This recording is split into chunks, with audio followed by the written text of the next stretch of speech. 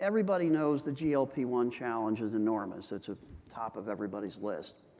We're producing this year for our members and our partners like Transcarent. Transcarent is one of our partners in making this work. A report that will look at, think about a credit score for a moment, where someone is rated high to low in creditworthiness.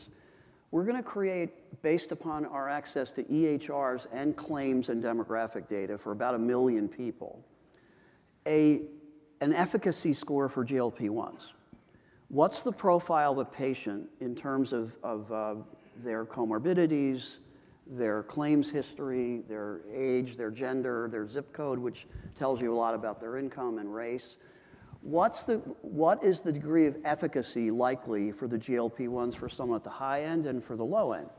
Now, what this does is give you the ability to start to think about, maybe who should be covered and who shouldn't.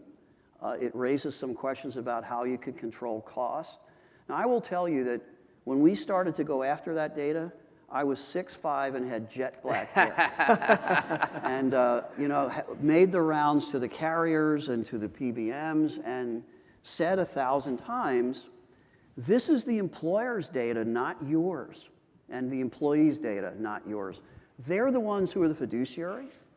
And if you're telling them they can't know what is going on, you're telling them they can't do their job. It took a long time, but when you get a critical mass of companies together, the answer became yes. And we have agreements with all the BUCAs and all the regional blues and with the PBMs that we can do this. And this should be the norm, not the exception. All of you should be able to do this. What a Hobson's choice you've been put in, where you're the fiduciary who has a legal responsibility to be sure that every dollar you spend is appropriate and reasonable. But some of the people with whom you operate won't show you enough data to figure out what you're spending and whether it's any good.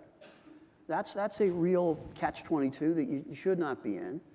And I do applaud what we're seeing with the ecosystem project. I think it'll move us closer to the day when you can see that, which then quickly leads to, okay, now that you know this, what do you do with it?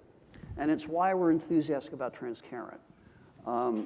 Transcarent's one of the few organizations I've seen that has the depth and the financial breadth to take on a project like this, but that is not tethered to the healthcare status quo.